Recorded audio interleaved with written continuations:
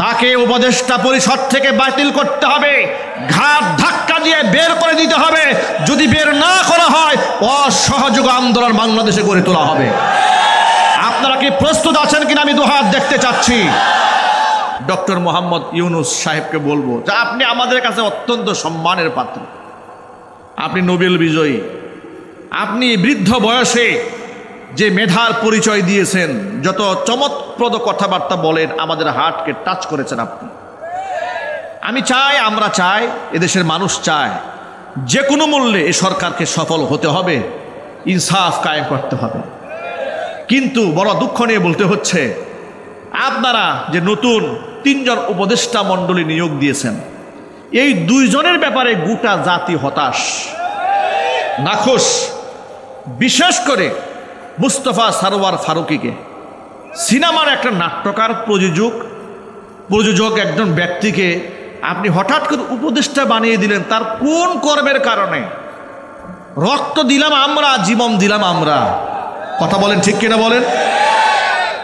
আপনি সরওয়ার ফারুকীকে নিয়ে আসলেন, অথচ এই মুস্তফা সরওয়ার ফারুকের স্ত্রী, সে শেখ মুজিবর, হ্যাঁ কি যেন সিনেমার নাম, শেখ মুজিবর একটি জাতির রূপকার।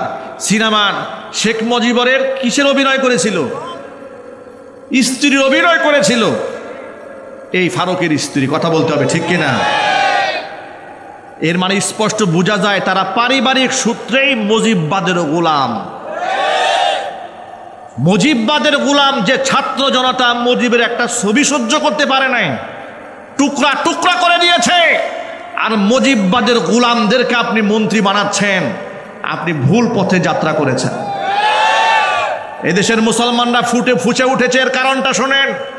আপনারা মনে মনে ভাবেন হুজুর মুস্তফা সরওয়ার ফারুকী অসুবিধা কি, সে একটু মন্ত্রী হলে আমাদের সমস্যা কি? সমস্যা তো অবশ্যই আছে, কথা বলতে হবে, অসুবিধা আছে না নাই? সে কি বলেছে শোনেন। 5 মে যখন শাপলা চত্বরে গণহত্যা চালালো স্বৈরাচারী খবিস, অসংখ্য মুসলিম বাচ্চাদেরকে, নিরাপরাধ মানুষদেরকে হত্যা করেছিল, রাত 3টা বাজে এই ফারুকী পোস্ট করে বলেছিল শাপলা চত্বর জঞ্জাল মুক্ত হলো। কি ক্ষোভ দেখেছেন।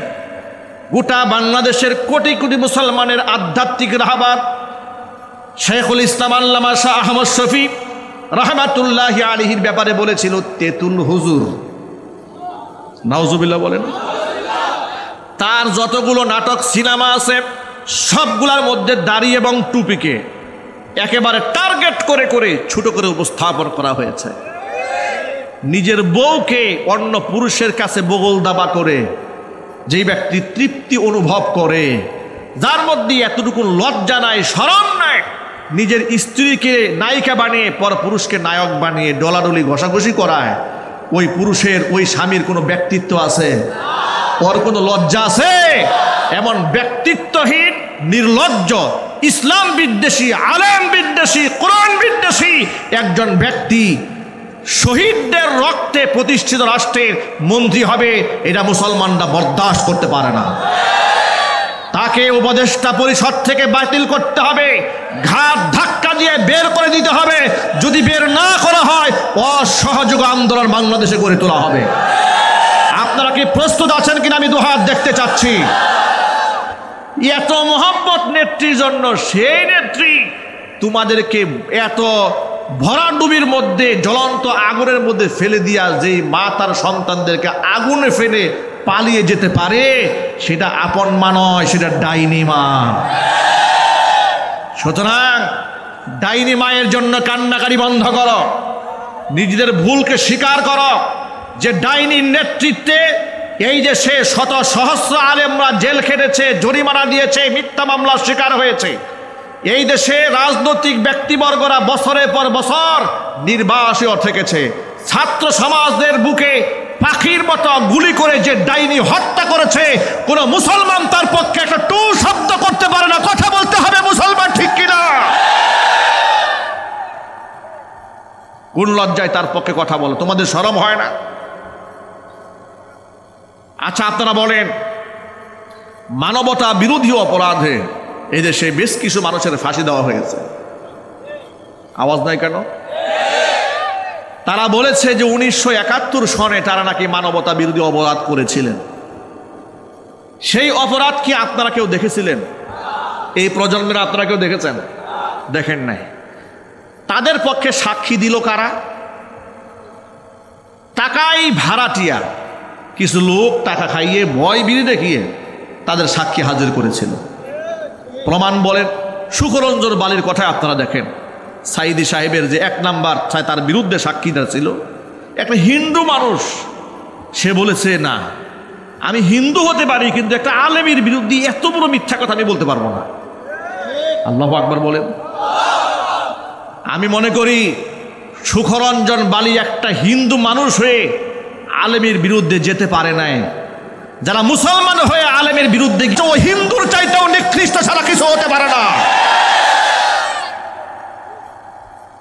এরপরে আপনারা বলেন, সেই 52 বছর আগের ইতিহাস মিথ্যা নাটকীয়তার সাথে জাতির সামনে উপস্থাপন করে অসংখ্য আলেম ওলামাদেরকে শহীদ করা হয়েছে। প্রশ্ন হলো, আমি 1 সেকেন্ডের জন্য বিতর্কের খাতিরে ধরে নিলাম যে হ্যাঁ অপরাধ করেছে তারা, এই জন্য বিচারও হয়েছে।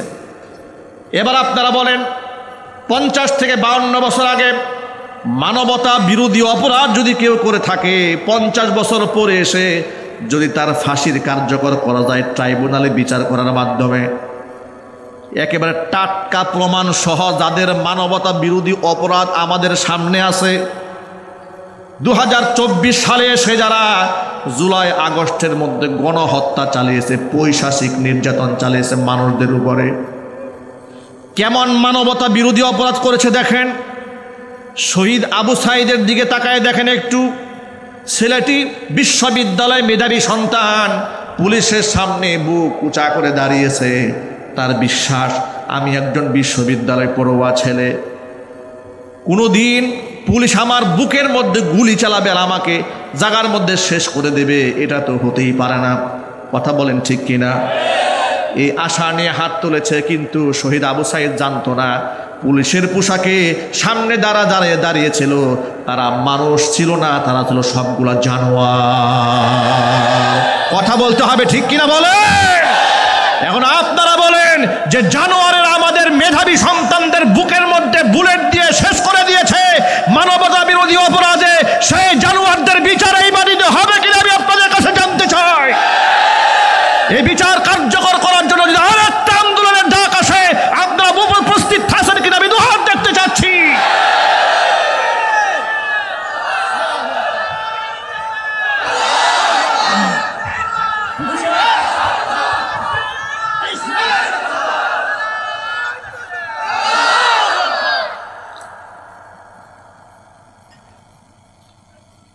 মানবতা বিরোধী অপরাধ তারা কেমন করেছে লক্ষ্য করেন। এখনো পর্যন্ত আপনাদের পকেটে পকেটে সেই ভিডিও আছে, একজন আহত ছেলে পায়ে গুলি লেগেছে, শুয়ে আছে, তাকে রক্ষা করার জন্য আরেক সাথী ভাই ধরে নিয়ে যাচ্ছে, চিকিৎসার জন্য নিয়ে যাচ্ছে। যে লোকটা নিয়ে যাচ্ছে পুলিশ তাকে কাছে টেনে এনে গুলি করে আবার তার উপর এরকম করে একাধিক বুলেট নিক্ষেপ করে তার মৃত্যুকে নিশ্চিত করেছে। আন্দাজ করতে পারেন আপনারা এরা মানুষ হতে পারে? কথা বলেন না কেন? এই পুলিশের পোশাকে এরা কি মানুষ ছিল না জানোয়ার ছিল? এরা মানুষ ছিল, আল্লাহর কসম এরা মানুষ নয়। গেল একটা ঢাকায় আশুলিয়াতে থানার সামনে একাধিক ছাত্রকে তারা হত্যা করেছে, ঠান্ডা মাথায় খুন করেছে। খুন করে একটা লাশ, যত বড় খারাপ মানুষই হোক না কেন, মানুষ যখন লাশকে দেখে তার মনটা একটু নরম হয়ে যায় যে মানুষ তো মারাই গেছে। আচ্ছা, মৃত মানুষ মরে গেলে তার উপর আর প্রতিশোধ দেওয়ার কিছু থাকে? কথা একটু জোরে বলেন আপনারা। মনে করেন একটা লোক মারা গেছে, ওই ব্যক্তির প্রতি মানুষের আর রাগ গুসা থাকে? থাকে না। যেমন এলাকার মধ্যে কোনো ব্যক্তি মারা গেলে গার্জিয়ানরা সামনে দাঁড়িয়ে যখন বলে যে আমার বাবা দীর্ঘদিন এলাকায় বসবাস করেছে, যদি আপনাদের কারো কাছে কোনো বেয়াদবি করে থাকে আপনারা মন থেকে মাফ করে দেন। লোকেরা কি মনের মধ্যে কোনো দাবি দাওয়া রাখে? কেউ রাখেন। যত মারামারি হোক, দর কষাকষি হোক, যাই হোক না কেন, মৃত্যুবরণ করে ফেললে লোকেরা আর এটা মনে রাখে না, মনে চিন্তা করে যে লোকটা মারা গেছে, এই লোকের সাথে আমাদের কোনো ক্ষোভ নাই, আর কোনো বিদ্বেষ নাই। ওরা কেমন বড় মানবতা বিরোধী অপরাধ করেছে দেখেন। চাউলের বস্তাগুলা ট্রাকের মধ্যে যেভাবে উঠানো হয়, লাশগুলাকে পুলিশের ভ্যানে ছাত্রদের লাশগুলাকে এইভাবে ঢিলিয়ে ঢিলিয়ে তারা ভরেছে। ভিডিও দেখেন নাই? আওয়াজ দেখেন আপনাদের মুখে, আপনারা ভিডিও দেখেন নাই? লাশগুলাকে আটার বস্তার মতো, চাউলের বস্তার মতো ঝিলিয়ে ঢিলিয়ে উঠিয়েছে। সর্বশেষ এই লাশগুলাকে ঝিলিয়ে ঢিলিয়ে উঠেও দিল ঠান্ডা হয় নাই, কাপড় দিয়ে ঢেকেছে, পেট্রোল ঢেলে এই মৃত দেহের মধ্যে আগুন ধরিয়ে দিয়েছে, লাশগুলাকে পুড়িয়ে ছাই করে দিয়েছে। কল্পনা করতে পারে মানুষ এত নৃশংস হতে পারে? 50 থেকে 52 বছর আগের মানবতা বিরোধী অপরাধের সাজা যদি মৃত্যুদণ্ড হয়, এদের মৃত্যুদণ্ড হবে না? আরো যদি মনে হবে না? আপনারা দেখেছেন যাত্রাবাড়ি ফ্লাইওভারের নিচে নিরীহ মানুষগুলো আশ্রয় নিয়েছিল প্রাণ বাঁচাবার জন্য। নাই কোনো হাতে অস্ত্রপাতি, কিচ্ছু নাই, শুয়ে আছে মাটির সাথে একদম ঝিম ধরে আছে, যে আহারে চতুর্দিকে পুলিশ, এদের হাতে গুলি অস্ত্র আছে। মানুষগুলা শুয়ে পড়েছে মাটিতে, মাটিতে শুয়ে থাকা সিরিয়ালে সাধারণ ছাত্র জনতা, সাধারণ মানুষদেরকে তারা একেবারে পাখির মতো গুলি করে, ভিডিও গেমসের মতো গুলি করে মানুষগুলাকে খুন করেছে। রেকর্ড গোটা বাংলাদেশের 18 কোটি মুসলমানের কাছে আছে। কথা বলে না কেন? আছে না নাই? আছে। যদি 52 বছর আগের ইতিহাস টান দিয়ে যদি বিচার হয়, হত্যা হয়, মার্ডারকে সাজানো হয়, আর যদি ইমরানের সরকার এই সমস্ত নাস্তিকদেরকে দিয়া শাহবাগে মিছিল করানো যায়, তাহলে যদি অযৌক্তিক কাজকে যৌক্তিক বানায়, দলিল না থাকলে দলিল বানিয়ে তোমরা শাস্তি প্রদান করতে পারো। আর এই জাতির কাছে তোমাদের দলিল প্রত্যেকের হাতে হাতে মজুদ আছে, ঠিক কিনা? তোমরা তাদেরকে শাস্তি দিয়েছিলে, মিথ্যা শাস্তি, মিথ্যা ফাঁসি দিয়েছিলে। তোমাদের হবে তোমাদের কুকর্মের আসল শাস্তি, সঠিক শাস্তি যদি ইনসাফ করা হয়, তাহলে মৃত্যুদণ্ড ছাড়া কোনো উপায় নাই। ওই যে প্রায় সময় শুনি আপা নাকি শর্ট করে ঢুকবে, কথা বলে না কেন? আপা নাকি আশেপাশে আছে, শর্ট করে ঢুকবে। আমরা বলি আপা আপনারা আপনি কাপুরুষোচিত কথাবার্তা আর বলবেন না। আপনি হয়তো একটু পাবনা যান, না হয় আপনার সাথে আমেরিকার, যেহেতু আপনিই বলতেছেন যে ট্রাম্পের সাথে আপনার বিরাট পীড়িত, তাহলে আমেরিকাতে গিয়ে একটা মানসিক হাসপাতালে গিয়ে আপনি ভর্তি হন, আপনি একটু চিকিৎসা নেন, এই দেশের মানুষকে একটু শান্তিতে থাকতে দেন।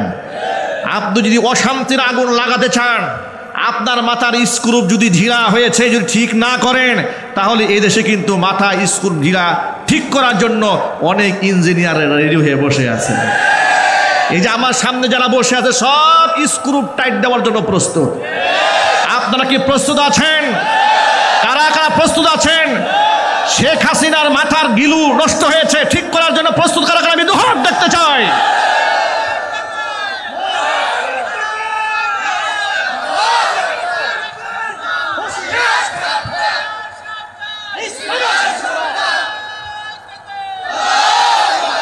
আপনারা কি কেউ ভয় পাচ্ছেন নাকি? ভয় পাচ্ছেন আপনারা? এই জন্য শোনেন, ভালো করে শোনেন, আলেমরা থাকবে আপনাদের বন্ধু, কোন নাস্তিক মুসলমানের বন্ধু হতে পারে না। উপদেষ্টা মণ্ডলীকে বলবো, ডক্টর মোহাম্মদ ইউনুস সাহেবকে বলবো যে আপনি আমাদের কাছে অত্যন্ত সম্মানের পাত্র, আপনি নোবেল বিজয়ী, আপনি বৃদ্ধ বয়সে যে মেধার পরিচয় দিয়েছেন, যত চমৎপ্রদ কথাবার্তা বলেন, আমাদের হার্টকে টাচ করেছেন আপনি। আমি চাই, আমরা চাই, এদেশের মানুষ চায়, যে কোনো মূল্যে এই সরকারকে সফল হতে হবে, ইনসাফ কায়েম করতে হবে। কিন্তু বড় দুঃখ নিয়ে বলতে হচ্ছে, আপনারা যে নতুন 3 জন উপদেষ্টা মণ্ডলী নিয়োগ দিয়েছেন, এই 2 জনের ব্যাপারে গোটা জাতি হতাশ, নাখোশ। বিশেষ করে মুস্তফা সরওয়ার ফারুকীকে, সিনেমার একটা নাট্যকার, প্রযোজক, প্রযোজক একজন ব্যক্তিকে আপনি হঠাৎ করে উপদেষ্টা বানিয়ে দিলেন, তার কোন কর্মের কারণে? রক্ত দিলাম আমরা, জীবন দিলাম আমরা, কথা বলেন ঠিক কিনা বলেন? আপনি সরওয়ার ফারুকীকে নিয়ে আসলেন, অথচ এই মুস্তাফা সরওয়ার ফারুকের স্ত্রী, সে শেখ মুজিবর, হ্যাঁ কি যেন সিনেমার নাম, শেখ মুজিবর একটি রূপ, জাতির রূপকার সিনেমান। শেখ মুজিবরের কিসের অভিনয় করেছিল? স্ত্রীর অভিনয় করেছিল এই ফারুকের স্ত্রী, কথা বলতে হবে ঠিক কিনা?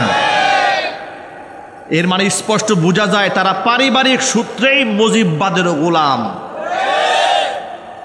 মুজিববাদের গোলাম যে ছাত্র জনতা মুজিবের একটা ছবি সহ্য করতে পারে নাই, টুকরা টুকরা করে দিয়েছে, আর মুজিববাদের গোলামদেরকে আপনি মন্ত্রী বানাচ্ছেন, আপনি ভুল পথে যাত্রা করেছেন।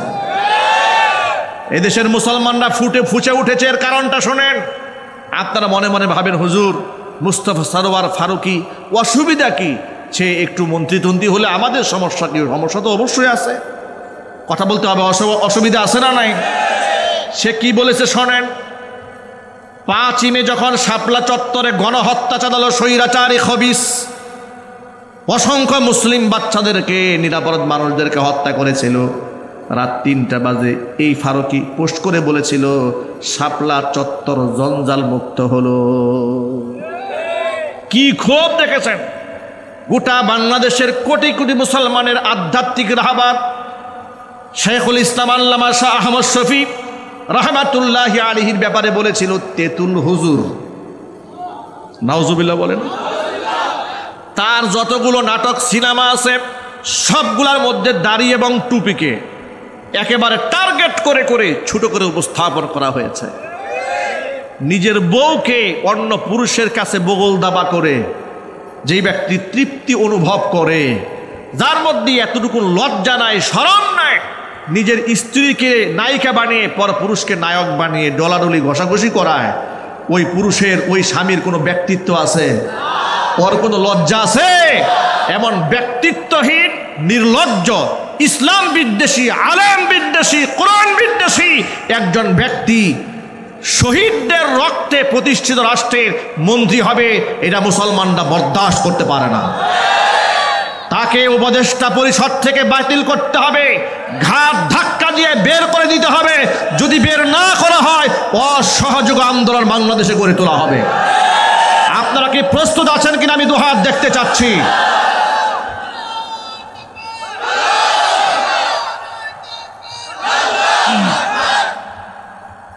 আমার যুবক ভাইরা, মা বোনেরা,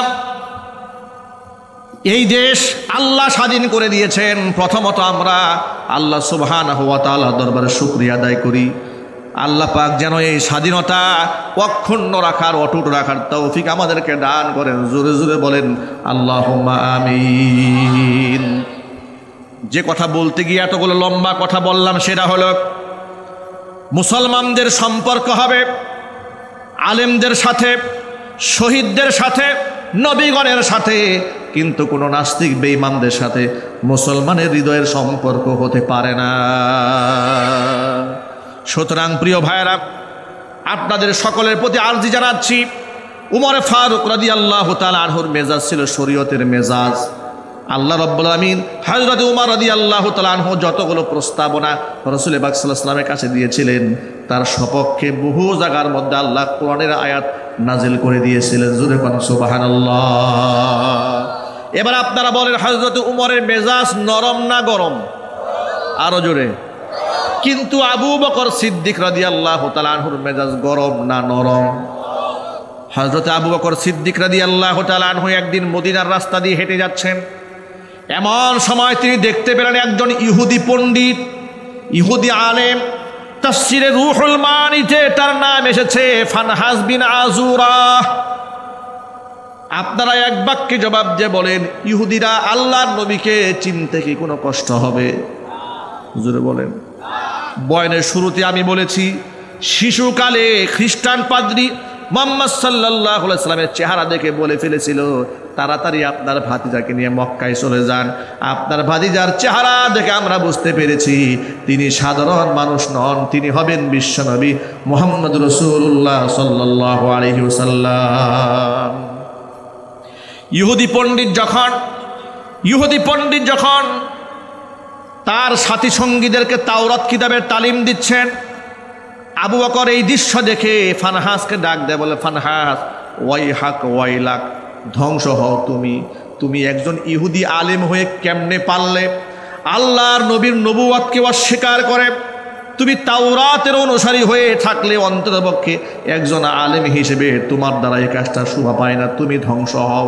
এই কথা বলতে না বলতেই ফানহাস বিন আযুরা আবু বকরকে শোনায়, বলেন আবু বকর, তোমার নবী যে আল্লাহর কথা বলে সে আল্লাহ তো ফকির হয়ে গেছে।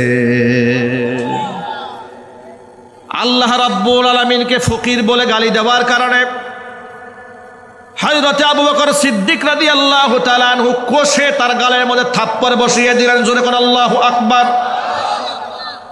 ফানহাসের গালে আবু বকর থাপ্পড় মারলেন, নিজেকে কন্ট্রোল করতে পারলেন না।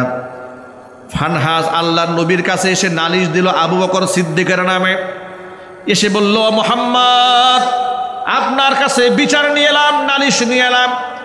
বলে কিসের নালিশ? কার বিরুদ্ধে নালিশ?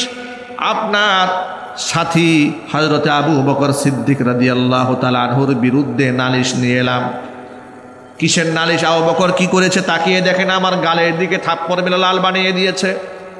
নবীজি বড় অবাক হয়ে গেলেন, তিনি জানতে চাইলেন থাপ্পড়টা কি আসলে আবু বকর দিয়েছে? বলে হ্যাঁ দিয়েছে।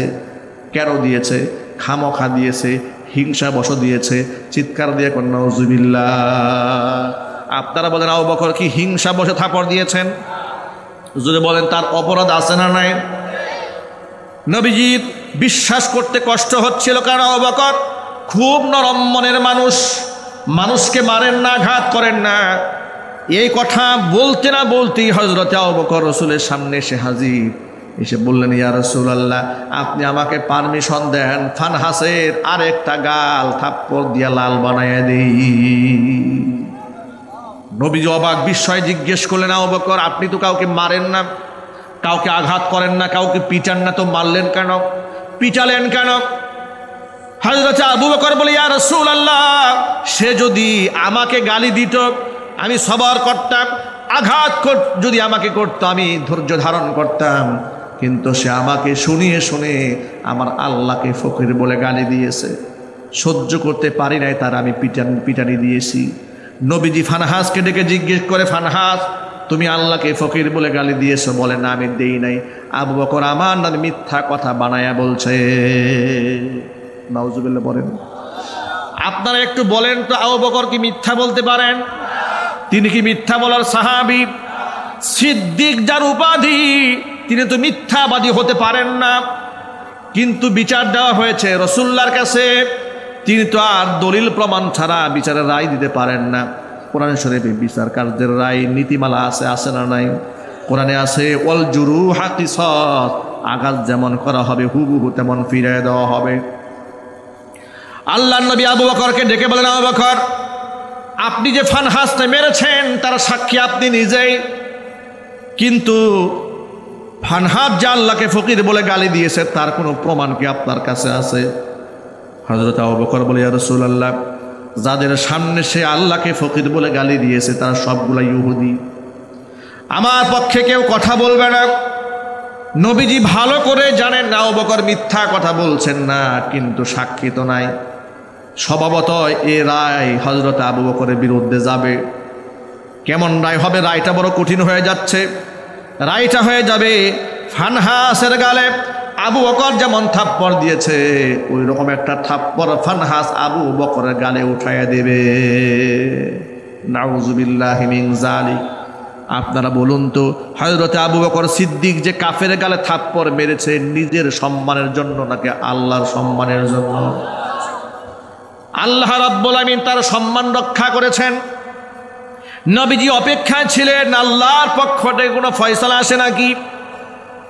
হযরতি জিবরিল আমিনকে আল্লাহ পাক ডাক দিলেন, জিবরাইল যা আমার দুস্তের কাছে তাড়াতাড়ি চলে যা, আমার হাবিবের কাছে গিয়ে বল আবু বকরের পক্ষে সাক্ষী দুনিয়ার কোনো মানুষ নাও হতে পারে, আবু বকরের পক্ষে সাক্ষী আমি আল্লাহ নিজেই হয়ে গেলাম।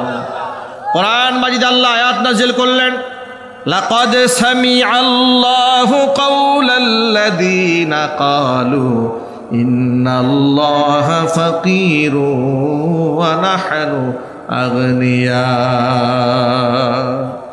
নিশ্চয় আমি আল্লাহ শুনেছি ওই সমস্ত কাফেরদের কথা যারা বলেছে ইন্নাল্লাহা ফাকীরুন ওয়া নাহনু আগনিয়া, নিশ্চয় আল্লাহ ফকির আমরা হলাম ধনী, এই কথা যে ওরা বলেছে তার সাক্ষী আমি আল্লাহ হয়ে গেলাম। জোরে জোরে বলেন সুবহানাল্লাহ। আমার বন্ধুগণ, এই জন্য কে আমাকে কি বলল সেটা আর দেখার দরকার নাই, কি আমার বন্ধু হলো শত্রু হলো দেখার দরকার নাই।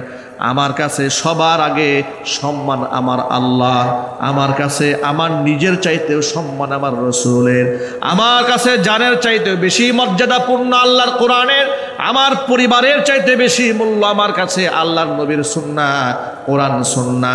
আল্লাহ রসুলের জন্য জীবন বাজি রাখতে হবে, কিন্তু বাতিলের সামনে মাথা নত করা যাবে না। পারবো ইনশাল্লাহ? জোরে বলেন, আমাদের কি কোনো ভয় আছে? আমাদের সাথী কে? সাহায্যকারী কে? সমাজে অনেক আলেমরা হক কথা বলতে চান না, বলতে পারেন না, আছে না নাই? কথা বলেন। এই যে বিগত জীবনে রাস্তায় রাস্তায় মূর্তি যখন বানানো হয়েছে, বেশ কিছু আলেম প্রতিবাদ জানিয়েছেন, কিন্তু অনেক আলেমরা চুপ থেকেছেন, নীরব থেকেছেন। কথা বলেন। যারা প্রতিবাদ জানিয়েছিলেন তারা হয়ে গেছে জঙ্গি, আর যারা চুপ থেকেছেন তারা হয়ে গেছে আধ্যাত্মিক হুজুর। ঠিক কিনা বলেন? কিন্তু আমি মনে করি সারান মেজাজ এটা নয়। অনেক লোক আছে খুব চালাকি করে চলে, দেখবেন যে এত এদিক সেদিক বলবে না। কেন? যদি জনপ্রিয়তা নষ্ট হয়, দুই একজন ভক্ত যদি কমে যায়, দাওয়াত যদি বন্ধ হয়। কথা বলেন, ঠিক কিনা বলেন? সবাইকে খুশি রাখতে চায়, এমন কিছু মৌলবী আছে না নাই? আচ্ছা আপনি বলেন তো, আপনি যদি গোটা জীবনটাও দিয়ে দেন, এরপরেও কি সব শ্রেণী পেশার মানুষকে আপনি খুশি রাখতে পারবেন? এটা কি কোনোদিন সম্ভব? আমি আপনি আজকে খালি আব্দুল্লাহ, মুহাম্মদ রাসূলুল্লাহ সাল্লাল্লাহু আলাইহি ওয়াসাল্লাম যার চাইতে ভালো মানুষ পৃথিবীতে ছিল, বর্তমানে আছে, ভবিষ্যতে হওয়ার কি আদৌ কোনো সম্ভাবনা আছে? যার চরিত্রের ব্যাপারে আল্লাহ নিজে বলেছেন, ওয়া ইন্নাকা লাআলা খুলুকিন আযীম, আপনি মহান চরিত্র উপরে আছেন, তাকেও তো লোকেরা হত্যা করতে চেয়েছে। ঠিক কিনা বলেন? তাকেও লোকেরা দেশান্তরিত করতে চেয়েছে। আর আপনি কোথাকার কে হলেন যে আপনি কথা বলতে চান না? লোকেরা নারাজ হয়ে যাবে, লোকেরা কষ্ট পাবে, বন্ধুত্ব নষ্ট হয়ে যাবে। যারা আল্লাহর পথে চলে, যারা আল্লাহর কথা বলে, তাদের কোনো ভয় নাই। যারা আল্লাহর পথে চলে, আল্লাহর কথা বলে, আল্লাহকে ভালোবেসে সপেছে জীবন, তাদের কিসের ভয়? কে করে পরাজয়? শহীদি তামান্নাতে নাচে তার মন। যারা আল্লাহর পথে চলে, আল্লাহর কথা বলে, আল্লাহকে ভালোবেসে সপেছে জীবন, তাদের কিসের ভয়? কে করে পরাজয়? শহীদি তামান্নাতে নাচে তার মন।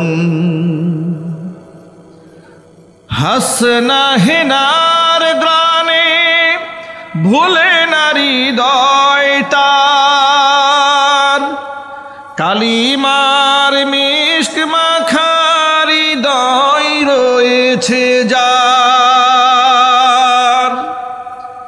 হাসনা হেনার গ্রানে ভুলে নারী হৃদয় তার, কালিমার মিষ্ক মাখা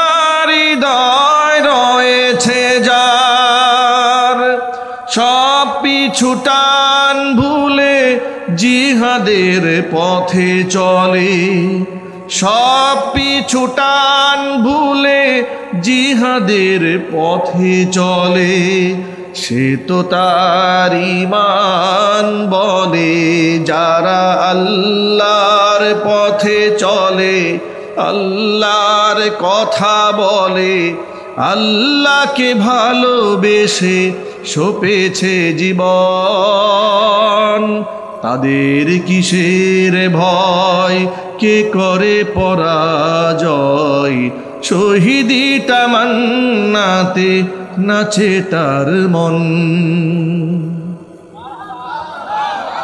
লালসার কাছে কভু হয় না সে পরাজয়, জীবন বিলিয়ে সে তো জান্নাত করে ক্রয়। লালসার কাছে কভু হয় না সে পরাজয়, জীবন বিলিয়ে সে তো জান্নাত করে ক্রয়। মৃত্যুর মুখোমুখি দাঁড়িয়েও যারা সুখী, ঠিক কিনা বলেন? মৃত্যুর মুখোমুখি দাঁড়িয়েও যারা সুখী, এসো আজ তাদের দলে।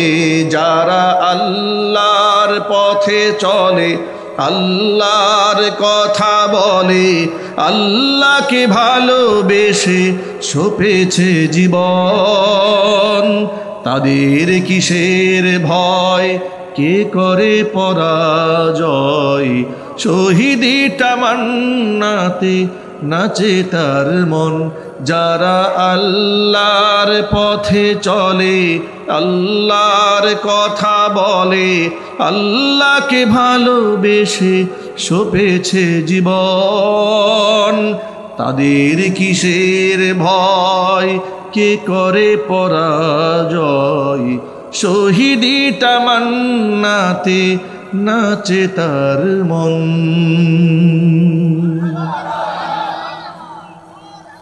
সুতরাং আলেম ওলামাদের দায়িত্ব হচ্ছে নির্বিঘ্নে নিশ্চিন্তে নির্ভয়ে রবের কথা, হকের কথা, ইসলামের কথা সুউচ্চ কণ্ঠে মানুষের কান পর্যন্ত পৌঁছে দেওয়া, ঠিক কিনা?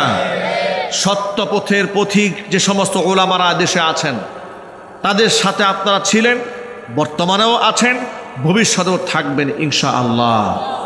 থাকবেন তো ইনশাআল্লাহ। আগামীর বাংলাদেশ আলেমদের নেতৃত্বে কোরআনের বাংলাদেশ হবে, বলেন না ইনশাআল্লাহ? আগামীর বাংলাদেশ টুপি দাড়িওয়ালাদের বাংলাদেশ হবে। একটা ভিন্ন স্বপ্ন দেখতে হবে, কি রাজি আছেন তো ইনশাআল্লাহ? আল্লাহ রাব্বুল আলামিন যেন সকলকে কবুল করেন, জোরে কোন আল্লাহুম্মা আমিন। প্রিয় ভাইদের জন্য আমি একটা সুসংবাদ দিচ্ছি, মা বোনদের জন্য একটা সুসংবাদ দিচ্ছি। আমি গোটা বাংলাদেশ ঘুরে ঘুরে দেখেছি, এই বাংলাদেশের অসংখ্য মুসলমানেরা শিরক এবং বেদাতে মুবতালা হয়ে যাচ্ছে, ঠিক কিনা জোরে বলেন? মনে রাখবেন, ব্যবসা বাণিজ্যে বরকত যদি না হয়, বরকত দেওয়ার মালিককে? সন্তান না হলে সন্তান দেওয়ার মালিককে? কিন্তু আপনারা কি জানেন, এই দেশের অসংখ্য মুসলমানেরা মাজারে শুয়ে থাকা ব্যক্তির কাছে সন্তান চায়, রিজিক চায়, চিৎকার দেখো নাউজুবিল্লাহ। আমি রমজানকে সামনে রেখে একটা কিতাব রচনা করেছি, যে কিতাবটা মূলত মাসআলা কেন্দ্রিক। রমজান মাসে দেশ বিদেশের অসংখ্য মায়েরা, বোনেরা, ভাইরা আমাদেরকে প্রশ্ন করেন, কোরআন সুন্নাহর আলোকে ফিকহের কিতাবের রেফারেন্স সহ আমরা কিতাবটা রচনা করেছি। কিতাবের শেষ দিকে দৈনন্দিন আমলের সাথে সাথে কিছু দুআয়ে মাসুরা দিয়ে দিয়েছি, কিছু আমল দিয়ে দিয়েছি। সন্তান না হলে আপনি কি আমল করবেন? হাদিসে আছে না নাই? নবীগণ বৃদ্ধ বয়সে সন্তান পেয়েছেন, আল্লাহর কাছে দরখাস্ত পেশ করেছিলেন।